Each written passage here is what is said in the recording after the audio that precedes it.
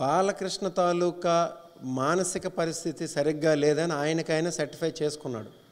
ఎందుకంటే 2004లో బెల్లంకొండ సురేష్ గారి మీద కాల్పులు జరిపేటప్పుడే ఆయన మానసిక స్థితి సరిగ్గా లేదని సర్టిఫికేట్ తెచ్చుకొని ఆ కేసు నుండి ఆ రోజు బయటపడ్డాడు.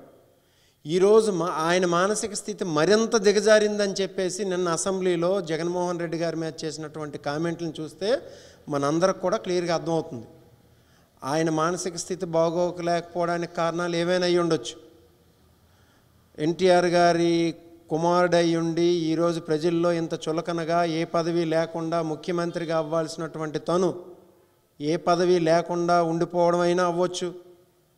ఆయనకి బద్ధశత్రువైనటువంటి పవన్ కళ్యాణ్కి చంద్రబాబు నాయుడు గారు పక్కనే కూర్చుడిపెట్టి డిప్యూటీ సీఎం ఇచ్చాడైనా కోపమై ఉండొచ్చును.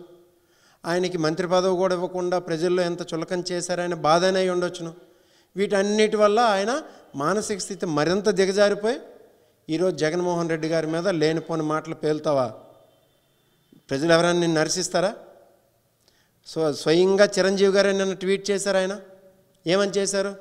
ఆ రోజు జగన్మోహన్ రెడ్డి గారు చిరంజీవి గారిని సాదరంగా ఆహ్వానించి గౌరవించి అందరినీ పిలిపించుకొని కరోనా అయినా కానీ ఆయన ఎంతమందిని అయితే చిరంజీవి గారిని తెస్తారో అంతమందితో కూడా మాట్లాడి అందరినీ గౌరవించి టికెట్ల రేట్లు పెంచారే అని చెప్పేసి స్వయంగా చిరంజీవి గారే చెప్తున్నారు కదా.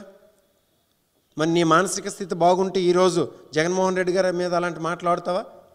స్వయంగా అసెంబ్లీలో జగన్మోహన్ రెడ్డి గారిని సైకోగాడని అంటావా? పైన ఉన్నటువంటి రఘురామకృష్ణరావు చూసి నవ్వుతాడా? ఎవరు సైకోగాళ్ళు? నువ్వు సైకోగాడివి, లేకపోతే పైన నుండి నవ్వుతున్నటువంటి రఘురామకృష్ణరావు సైకోగాడు.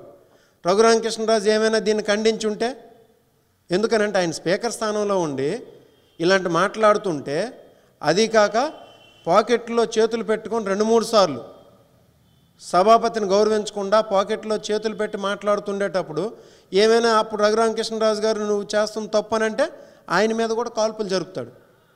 అంతే. అటువంటి సైకో యాటిట్యూడ్ ఉన్నటువంటి వ్యక్తి బాలకృష్ణ. ఇటువంటి యాటిట్యూడ్ ఉన్నటువంటి వ్యక్తి మన జగన్మోహన్ రెడ్డి గారిని, మన నాయకుని విమర్శించేటువంటి అర్హత ఉందా? ఆయన ఉండాల్సింది అసెంబ్లీలో కాదు, బాలకృష్ణ గారు ఉండాల్సింది పిచ్చి ఆసుపత్రుల్లో, మానసిక రోగులు ఉన్నటువంటి ఆసుపత్రుల్లో. అది గుర్తుపెట్టుకోవాలి.